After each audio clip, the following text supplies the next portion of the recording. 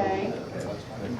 My name is Cheryl Monks. I am here to represent Press 53, even though I have officially stepped down from Press 53 now. My business partner, former business partner, Kevin Watson, is here.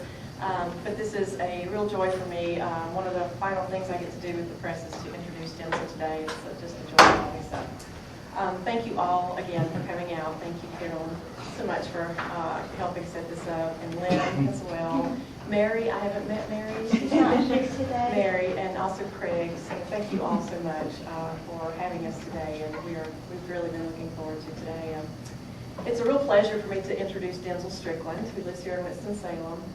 He is a novelist. His book was one that was recommended to us by folks from the School of the Arts, friends of ours from the School of the Arts. And when Kevin and I took a look at the manuscript, we primarily have published short story collections, and we hadn't really ventured into publishing a new novel, a brand new novel. We've done some reissues of John Ely's work, but we hadn't yet taken on a novel at all, and we hadn't attempted to do a debut novel at all. So it was a new experience for us, but we knew immediately when we were reading the manuscript this was one that was going to sort of set the standard for us. It's a gripping story about a couple of families that collide in an accident in pre-Katrina New Orleans, and the story of a man who travels back to that place as an adult to kind of unravel inadvertently the details of that accident. And what struck us, I think, so much about the story when Kevin and I first read it was the brutal truth of it, the brutal authenticity of particularly that opening scene, and then the really unique perspective of the character who becomes the protagonist in the story.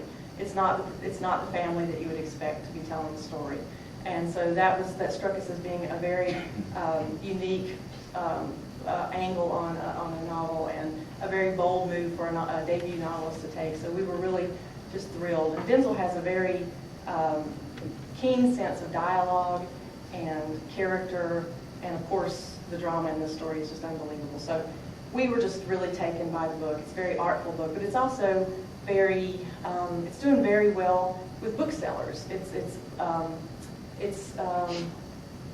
I think it has great potential to become a very popular book as well as a great literary book. So we're very excited about this one, and it's been a real pleasure. He's just returned from a big book tour down through the Deep South and back home, and we're going to set up a few more things around North Carolina. But I just wanted to read you a little bit about what some of his contemporaries have said about the book. Sina Jeter Naslund, the author of Ahab's Wife and Four Spirits, says, "Swimmers in the Sea" embodies contemporary writing at its best. Clean, hard-edged, mysterious, and moving. Denzil Strickland tells a gripping story of a man who needs to turn his life around now, but can only do so through reconciliation and reinterpretation of his past, by understanding who his father is and his legacy. This novel has the classic lines of Hemingway, but as much clout as Ian McEwan's Atonement. Those are pretty heavy words, and I think it really lives up to that. I will turn it over to Denzil. This is his first novel. He has won the Hackney Award, and some of his stories have been published in fine literary journals. He's a graduate of George Peabody College, a native of Tuscaloosa, Alabama, and lives here in Winston-Salem, and is the owner of Garage Branding. So, without further ado.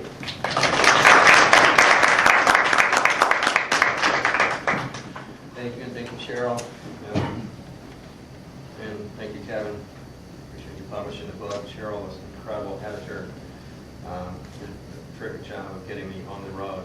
Now, I'm not a loud talker, so I hope you can hear me. Can you hear me back there? Okay. I'll try. When I was about 5 years old, I was awakened by my mom. We were living in Tuscaloosa. And in the middle of the night, we drove down to Mobile, Alabama, where my cousin and my uncle had been killed in a car accident. And they had been hit by a drunk driver. And was at the hospital visiting my mother's sister, I heard this commotion down the hall and wandered down there with another of my uncles, and he explained to me what was going on inside that room. A man was being restrained. The nurses were trying to, I guess, sedate him. And my uncle explained to me that he was the man who had caused the accident.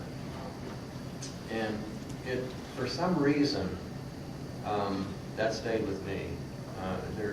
The story of my aunt's family was a tragic one, but for some reason it wasn't a story that I ended up wanting to write. I wanted to write the story of the other family, and particularly the story of the son of that man, and the shame that he must have felt, and how it affected his life. And the story is told of the other family, but it's not the central part of the story. I wanted to pay homage to them, but I really wanted to tell the other story.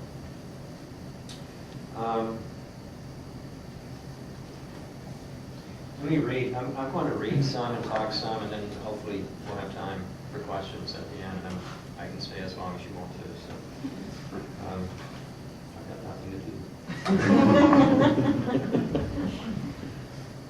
This is John Bonner, whose daughter and new son-in-law have just been killed in a car accident in the first chapter. In the first chapter, 4 people die.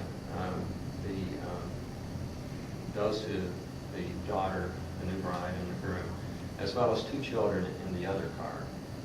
The protagonist is not in the car. He's not in the accident because he's home, as fate would have it. He's home with the chickenpox and thus survives. But this is from the point of view of the policeman, John Bonner, who has found his daughter at the accident scene, and as well as his son-in-law. He's sitting in his car now with his wife, Pauline. From there, he watched the men, 9 of them now, gathered like playground boys around the man who had emerged from the Pontiac. He could hear their chattering, high-strung voices, and he watched as they darted in and out of the circle and struck and kicked at the one-armed man. An amputee, he thought. A goddamn amputee driving a car, driving that fast. He watched the man bend forward and stagger toward the group. The man wore a short-sleeved white shirt, and his left arm extended to just above where his elbow would have been. He was a tough son of a bitch, a fighter dog, and the other men knew it. He was tall and broad-shouldered, and towered over all but one of them. He was the type of man one officer alone would not want to have to restrain. I should shoot him in the head, right now. He was very instant. These words unsaid. He heard the cold, liquid sound of sirens in the distance, and knew they were only a few minutes away. A short, fat man in a mechanic's overalls rushed forward from the circle and struck the one-armed man from the Pontiac in the face with an uppercut. The man staggered but didn't drop. He crouched and held out his one hand defiant, as if he were inviting someone else to come at him. John Bonner held his wife, Pauline, close to him. He was no longer crying. Emotions beyond grief were settling within him, invading him.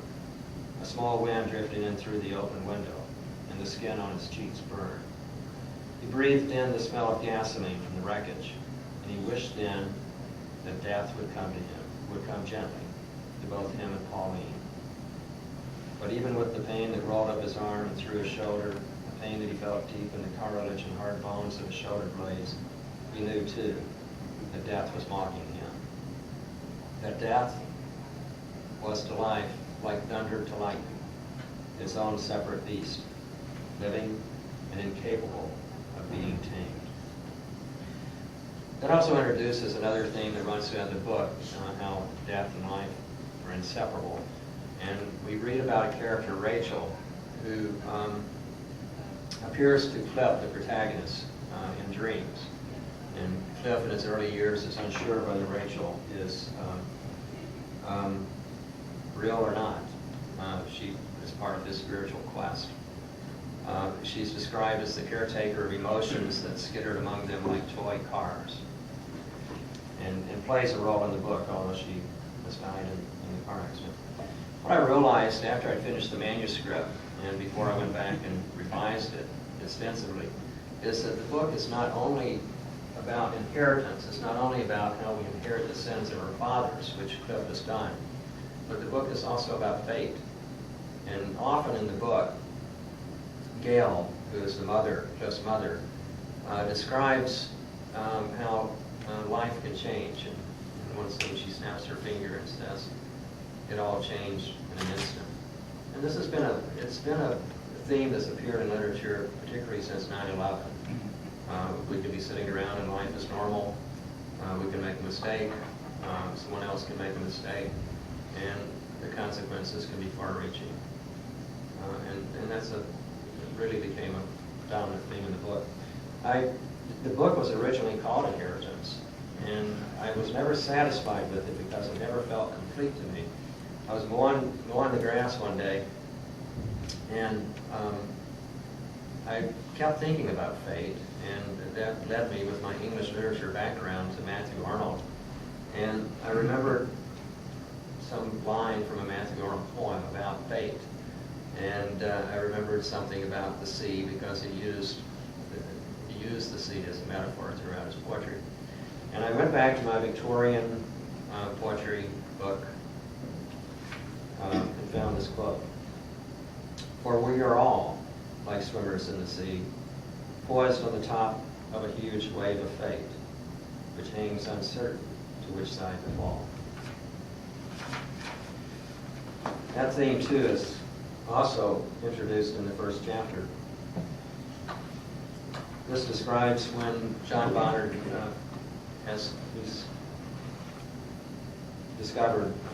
discovers that his daughter has died. He sees the accident, he sees the car overturned. Picking up in that chapter. He walked ahead toward the Ford, hesitant, like a man descending a flight of stairs in darkness. He made a halting arc around the car, and then he came to a stop. His heart beat fast, like the last flickers of a candle flame, and he massaged his chest and beat his fist against it. He straightened and inhaled the dense air that smelled of rotted fish and mud and gasoline, thick and liquid. I should say here, by the way, this part of the book is set in New Orleans, and in 1960. Cut that out, sorry. He heard a long bullfrog, then another, a shy splash behind him in the bayou that ran alongside the road. Ripples eased through an X-shaped reflection of the moon on the black water. He felt the angina pains like the blunt edge of knives pressed into his jaw and behind his sternum. John Bonner was 54 years old, and 2 heart attacks had left him feeling like a cripple. The third attack, he'd been told, would be the one that would most likely kill him, the one there would be no coming back from. He dug into his suit pockets for the small tin that contained the 2 nitroglycerin tablets. He had put them there in case the ceremony would become too much for him, knowing how he was when having to speak in front of crowds. He was wearing a rented summer tuxedo and had removed the clip-on tie and undone the cummerbund that had been too tight to begin with. He squatted in the road and then got down on both knees, careful not to scrape the pants material against the asphalt. He willed himself still and balanced himself, and then he placed the tablet on his tongue. He felt the tablet dissolve, and he took deep, slow breaths, each one to the count of 6. He heard the car door open behind him and looked back and saw Pauline, her head extended from the window frame of the open door, and cocked sideways. "What is it?" she asked him. He held up his palm as if he were directing traffic and told her to stay where she was. "God in heaven, John!" She stilled her head, surveying the wreckage. "Stay there, baby. It looks terrible. You don't need to see it." His words tumbled up into his throat in jagged pieces, tasting of bile. Less than an hour ago, John Bonner had been moving amidst the tables of the Bon Ton Cafe, careening like a big-bellied plane caught in a strong crosswind, long wings tilting back and forth in combat with gravity, the proud father of the bride. Close friends and family members were assembled at the long rows of tables that had been pulled together. They ate crawfish etouffee and redfish topped with lump crab meat and butter and in-the-bread pudding with a whiskey sauce. He had not had the money for such a reception on a policeman's salary, but his daughter was marrying well. Afterwards, they all gathered in the parking lot at the corner of Magazine and Fortress, where they smoked cigarettes and drank in paper cups, into which the half-smiling old waitresses had transferred their drinks. They talked in loud voices and laughed, two families coming together, holding their cups away from their bodies as if they needed to do so for balance. They leaned into one another's spaces and hugged and shook hands and kissed one another on cheeks and lips and said over and over, "What a beautiful bride, what a perfect couple," a scene portending nothing.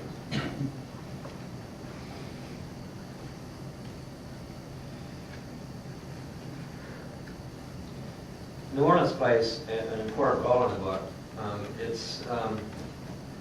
It's used, I'm sure you've seen the movie Chinatown. It's used in some ways like Chinatown was used in a movie where things are not as they appear. And there's a character named Don who is Cliff's father's live-in companion who says this, that New Orleans isn't what it appears. It's below sea level. And in some ways, in New Orleans, the wave has already fallen. And some people have fallen toward land, and some people have fallen toward sea. Bodies are buried above ground in New Orleans, and that's, of course, that reinforces the theme that the dead are still among us, and the impact of those people. Rachel, Cliff's brother, Richard, Cliff's mother, who dies of cancer, are still very much a part of his life. The place is also important the way that it's used differently from Southern fiction. The front porch, I've always heard about the front porch in Southern fiction being a place where families come together, relatives come together, and it's a place where stories are told. And the front porch is used a lot in the book, but it's really a place where marriages are dissolving, where ugly themes are discussed. And in this passage I'm about to read, Cliff's mother is dying of cancer. This is part of a flashback. She had already died very early in the book. We learned that, so I'm not giving anything away, although it's a few pages in.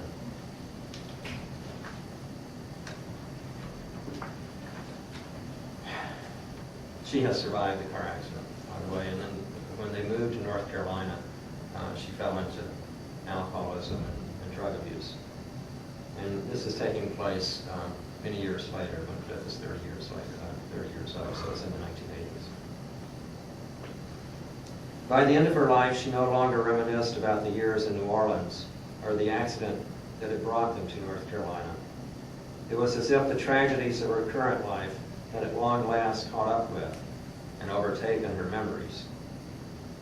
Her death was so recent that he still mourned her, at times crying in a memory or something she said, an act of kindness or courage, intruders that would come out of the blue, sad and unwanted surprises. Sit here, next to me. His mother's bony fingers tapping the wood slats of the porch swing, indicating she wanted him to sit beside her. He'd opened a can of beer he'd gotten from the bed of his truck and sucked the foam into his mouth while she lifted the hem of her cotton gown and scooted toward the end of the swing, barely slanted under the weight of her withered body. I don't know if I can trust that thing, he told her, her eyes following the rusted chain up to the ceiling. Just sit. My God, Cliff. He'd eased beside her, hoping she was done talking about it now. The cancer, the death, hoping she would lose her train of thought, as she so often did. She tucked her hands beneath the frayed shawl that had belonged to her mother, dead for 5 years by then, and hugged herself. For a while they sat wordlessly, the early spring air windless and dim. He had exhaled, his lips vibrating, restless and tired of talk. It's so peaceful out here. I don't know why we never set out here more, she said. You'd notice that she began to speak in past tense. We ate pie every night, but I'm the only one that got fat. I loved you, and that's all that kept me going at times. My own mother, she never gave me credit for anything. At least, I've always given you credit. I always tried to build you up. That week, her doctors had put an end to her chemo treatments. She sat bareheaded beside him, shivering in the spring air, the shawl wrapped around her bony shoulders, complaining often in those final days about being cold. I guess it's my circulation, she would say. My heart slowing down, maybe. She had spoken of wanting to make it to another Christmas, but she had not mentioned that in a while. Her mind would wander, jumping around, her conversation random. She lifted a strand of gray hair from her shawl. She held it out in front of her and parted her fingers, watching it float to the floor of the porch. Maybe I should save it, she said. Put it in a little box. Her bald head glistened under the yellow ball above them. Her skin pale as bone, her eyes protruding from their sockets, her body sagging and sinking in on her, trapping her. You getting too cold? Cliff asked her. I'm all right.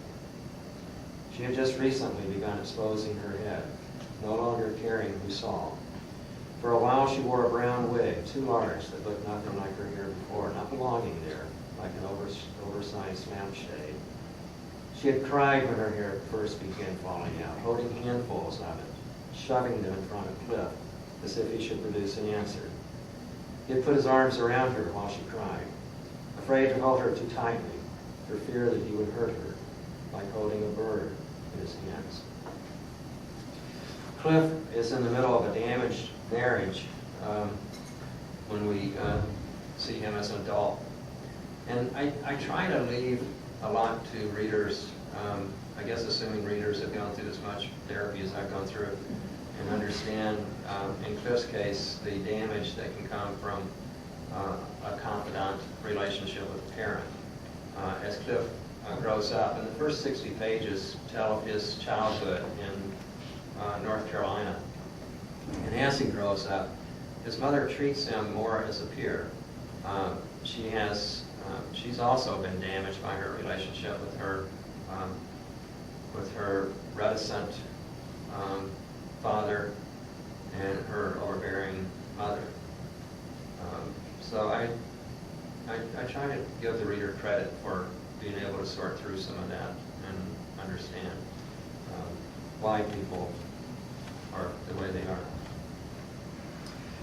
North Carolina is supposed to be a refuge for them. Cliff and his mother leave New Orleans when Cliff is 5, and Cliff's mother is hoping that her father can be a father figure to him because Cliff's father is now in prison. There's tension throughout that first 60 pages whether Cliff's father will come back, and he's demonized by Cliff's mother and by other people, and Cliff lives in shame for having a father who's killed others and was arrested for manslaughter and sent to prison. But we get to know Cecil, who is Cliff's father. In part 2, Cliff is summoned to New Orleans. He is told by his father's live-in companion that his father is dying. He's in the hospital, at Mercy Hospital, Charity as it was called then, in New Orleans. And that there would be an inheritance for him. And Cliff is down on his luck. He's separated from his wife. Now he's living in the farmhouse that he grew up in. His mother has passed away. He's living alone. He has no job prospects. And so desperate, he returns, he goes to New Orleans, returns after 25 years. Not expecting a thing, but he's desperate. He just needs to get through the next 30 days. He gets to know that father who has been demonized for so many years, the father who was arrested. And he comes to grips with his own reality that he's grown up with, the reality that was given to him, bestowed upon him by his mother, of his father, and what had happened in her marriage to him, and how her parents had tried to get her not to marry Cecil. But as we get to know Cecil, we see that he's not at all a demon. And one of the themes that runs through the book is that life is not black and white, that people are not good and evil. Good people can do bad things. So Cecil, we learned, is not a bad person. Cecil has made mistakes.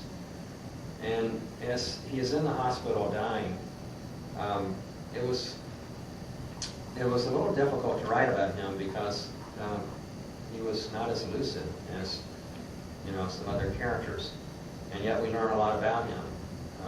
And Cliff was actually hard to write about because Cliff doesn't reveal much about himself. He's more of a vehicle, like a Hemingway protagonist. He's not that insightful. And what Cliff's growth in this novel is that he does gain self-insight. He learns about himself. But I'm going to read a passage from Cecil while he's in the hospital. He's dreaming. He has been on morphine and another drug that sounds suspiciously like Dilaudid, which was given to him without a prescription by the nurse, who's an angel in the story. But this is a drug-induced dream. He's going back and forth between scenes in his life. And here he's back in North Carolina, which, as I said, was a refuge. And in Cecil's own mind, North Carolina, rather, is a refuge. And this is where he is in the scene. He's in a car with Gail, his wife. He's, Cliff, he had lost his arm in World War II, and he's confused now. He's confused about time, going back and forth, and he's confused in this scene about where he is when it occurred and whether he had his arm or not, which we'll see. Her voice is soft, and it is one of those moments when he feels as though they're the only two souls on the planet. She is driving, and the sun is behind them. And they're in the rolling country now, tall pine trees and hardwoods passing on either side of them. And he is drifting in and out of sleep.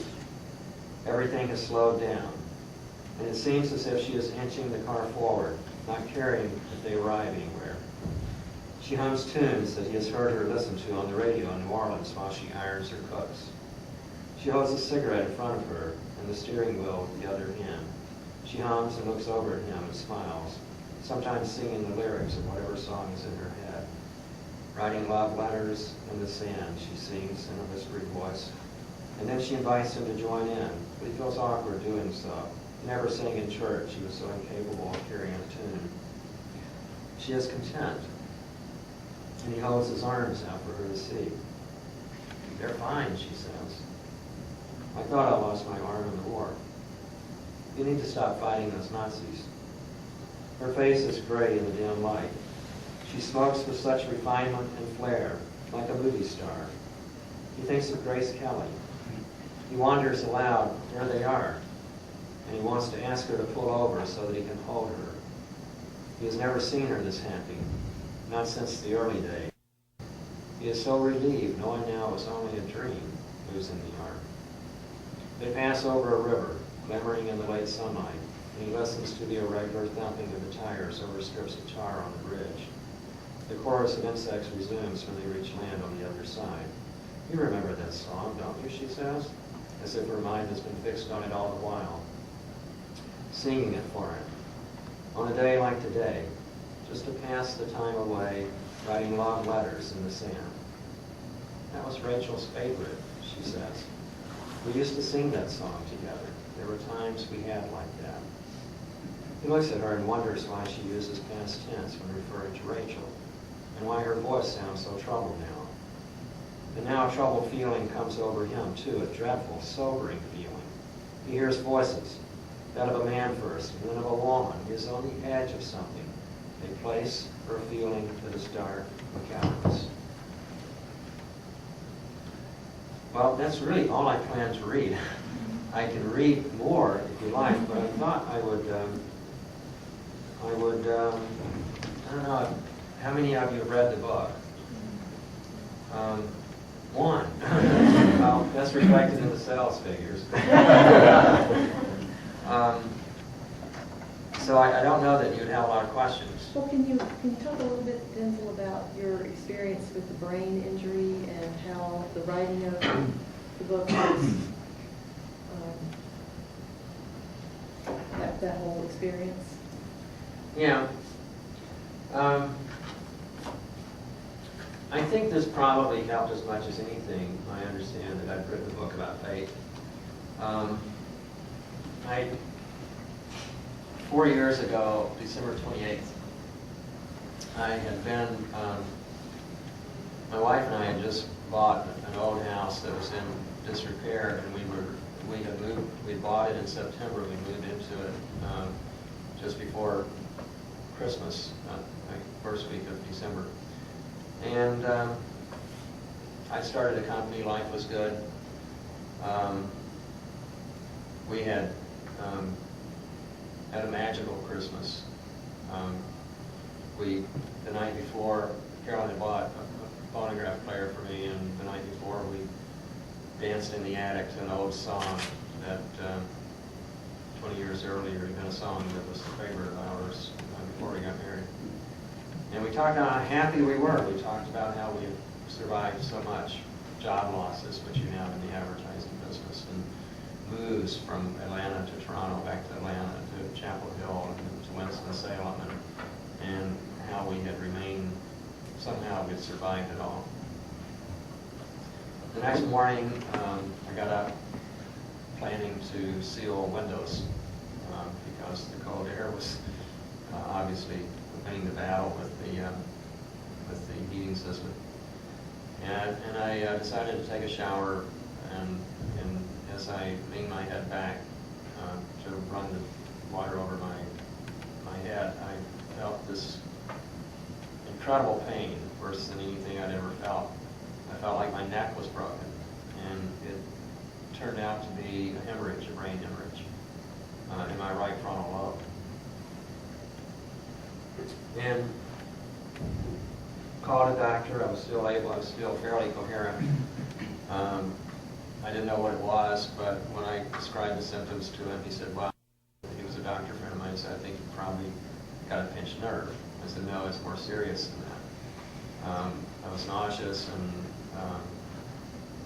called a friend. I didn't want an ambulance to show up at the house because I didn't want my daughters to always see that scene. And ended up having emergency brain surgery. I was in intensive care for a couple of weeks and somehow miraculously survived that after a couple of surgeries. Came home to rejection letters. Always nice. My agent, Dan Sobel, had sent the book out to the big houses. The book had started as a short story, and when I tried to expand it as a novel, I left the structure pretty much intact. I started the book with Cliff as a 30-year-old man, which is how the short story had started, and then I backfilled with flashbacks. And so all of the action took place in just a few days. Much like, if you've read Under the Volcano by, Malcolm Lowry, it takes place in one day, but it's a 400-page book.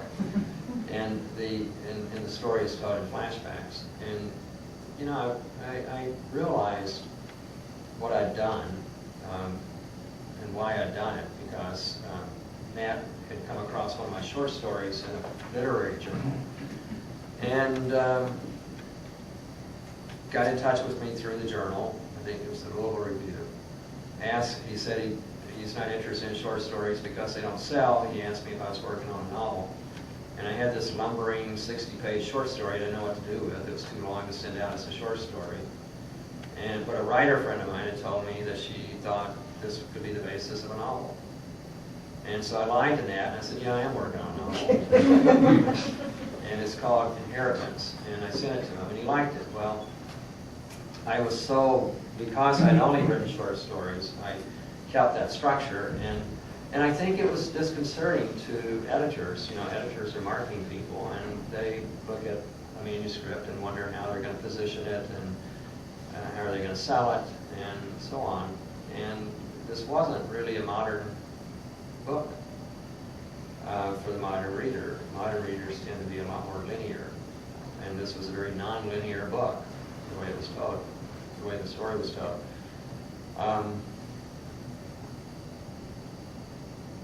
I'm historically very right-brained, and my right brain was damaged.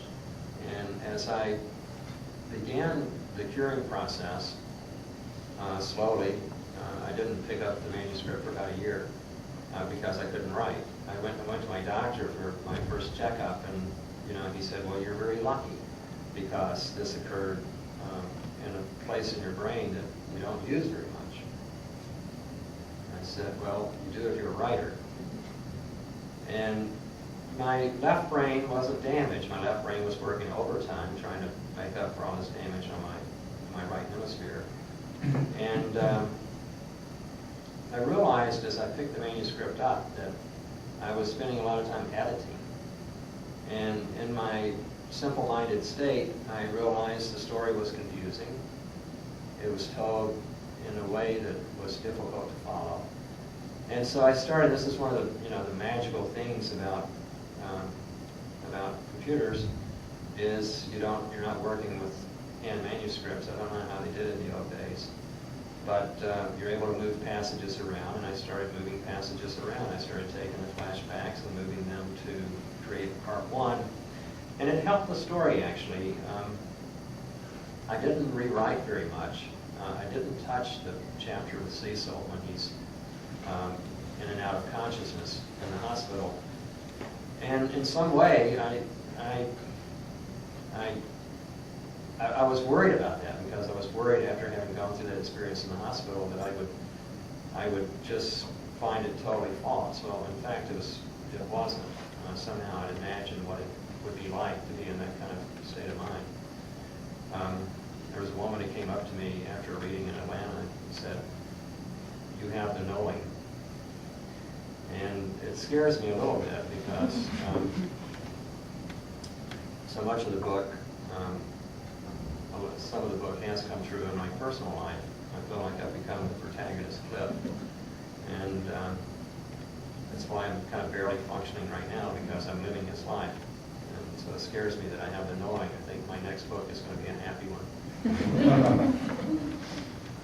But I think the brain damage changed the book, because I did make it more linear. And I think it helped it. I took it from about 400 pages to a little over 300. I feel encouraged. I didn't write anything new for a while. I'm working on another book, and I sent the first 50 pages about a year ago to my agent, and promptly called and talked to his assistant and said, "I just put it in the trash can, it's no good." And then I worked on it some more. I sent him about 75 pages, and he got in touch with me after a weekend and said he loves it. He said, "It's great." He said, "I knew your writing would improve after this. It's making me a better writer." And I don't know if that's true or not. Everything is a little bit harder for me, and writing doesn't quite flow. I'm not the unconscious writer I was before. I try to write in the morning before I'm quite awake, and I worry about editing later.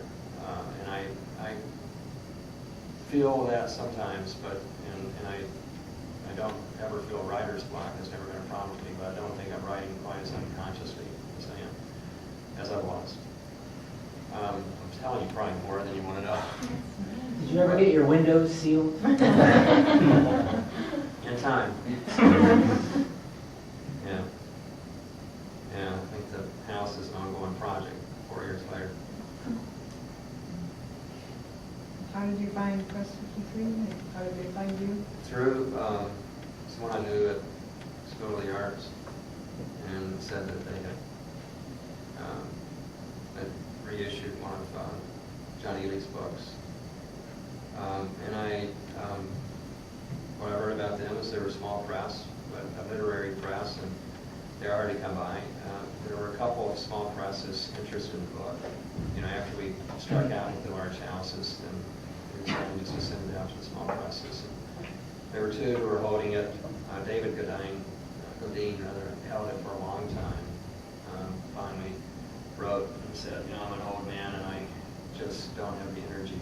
see.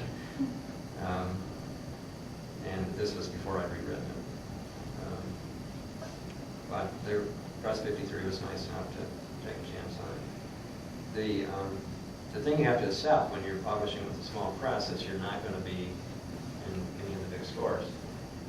So, it's, I've learned some sad lessons about publishing and distribution of books, and, the bookstore, the independent books, love to get books like this, and we've gotten great feedback from the independent bookstore. I was at Square Books in Oxford and Garden District in New Orleans, and one of my favorite bookstores is Sundog Books in Seaside, Florida. If you walk in there, I just find 5 or 6 books every time I go in there. I want to buy very edited collection of books, but they've written letters saying that it's just very readable and can be read on a story level and enjoyed. The owner of Sundog Books says she can recommend it to people who are literary readers and people who just want a good book to read at the beach. It's not quite as constantly sad as the passages I read. Don, Cecil's friend, adds some much needed color to the book. He's a painter, house painter, and an alcoholic, and has some wonderful insights, but he's also very troubled. But he gives the story a little comic relief, and as do some of the other minor characters in the book. It's a sad story, but in the end, I think it's redemptive in some ways.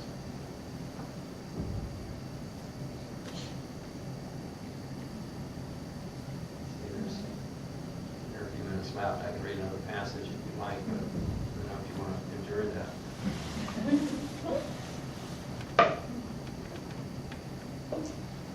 I have a question. You had said that you were a lot more conscious, that you used to be a much more unconscious writer.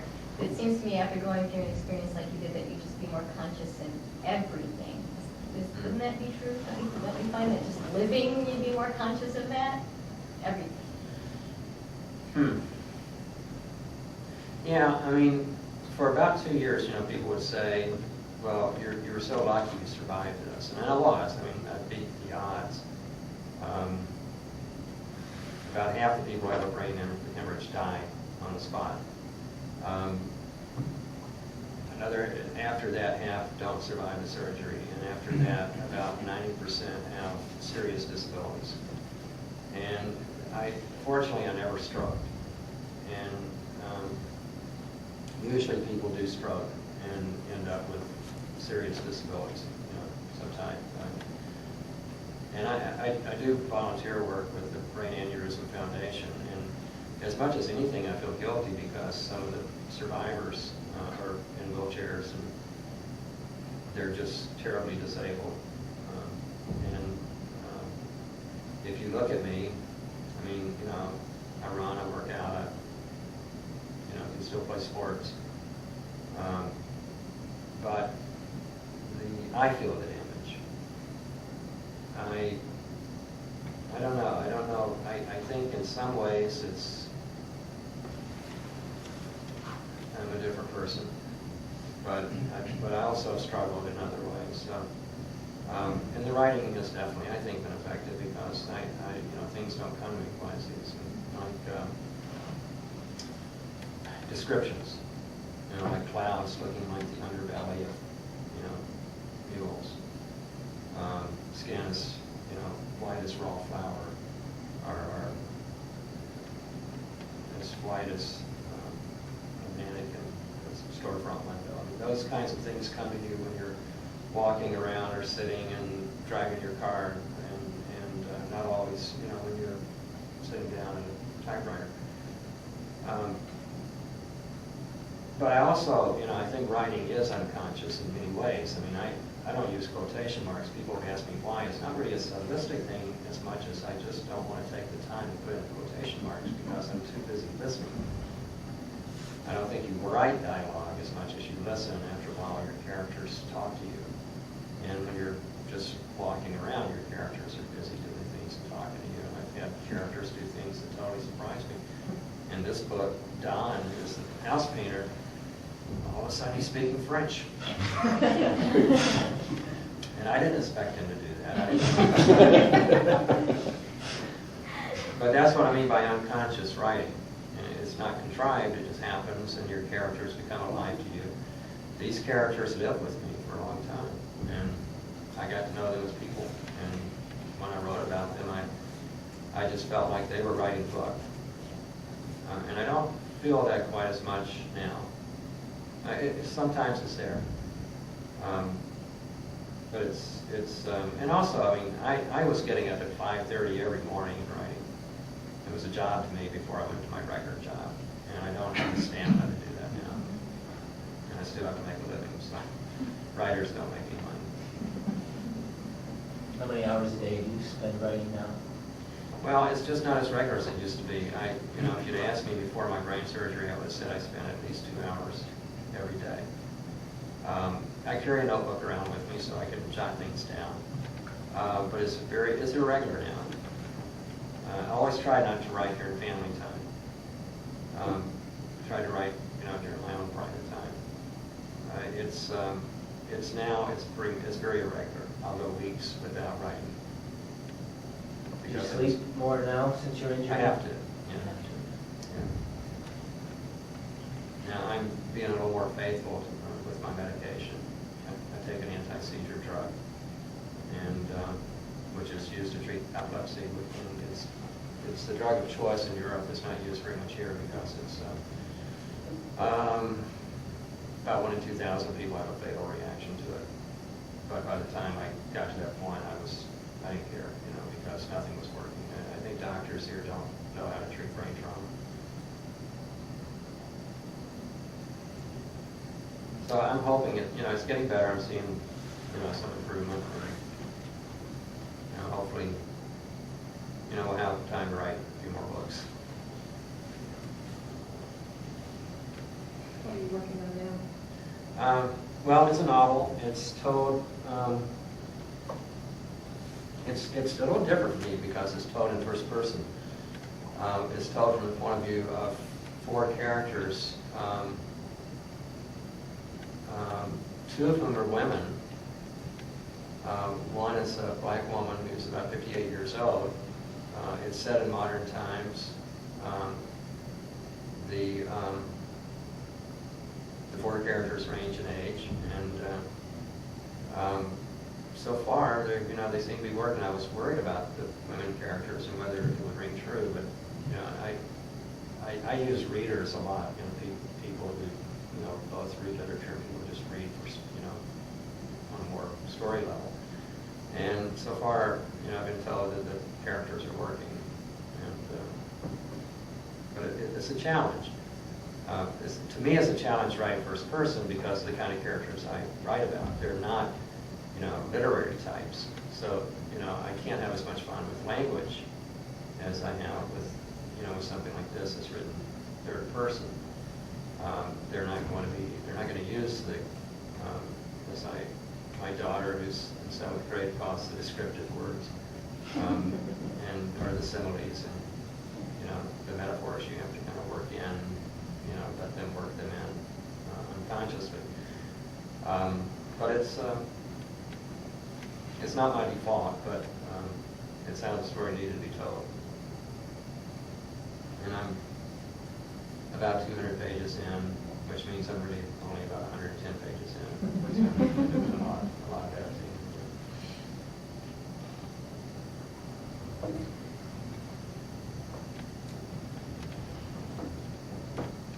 No one's going to ask about when the movie. How many books are sold? When is it going to be on the New York Times bestseller list? It's on Amazon.com. One more thing I thought was really interesting was your take on New Orleans after you went back, after Katrina. New Orleans it's almost a character itself in the book, and how that experience of seeing it after struck you. Yeah, I spent a lot of time in New Orleans growing up. My sisters and I go down and spend about half the summer with my cousins, and then they would turn around, ride the train back with us and spend half their summers. It was, I guess, our parents' way of, spending time without kids for a period of time. And then I've spent a lot of time as an adult in New Orleans. My New Orleans is a little different from what you typically read. It's not the gentility of Walker Percy. It's not the Garden District. It's not the French Quarter.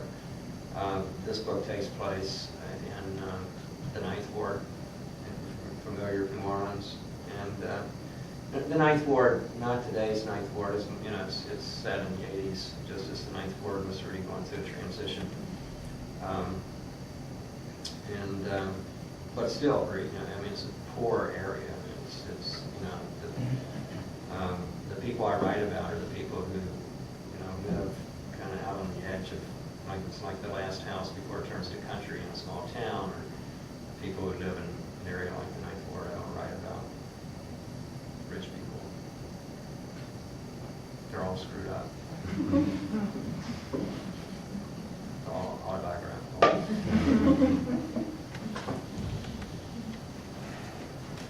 Well, I hope you'll read the book. I've read most of it to you.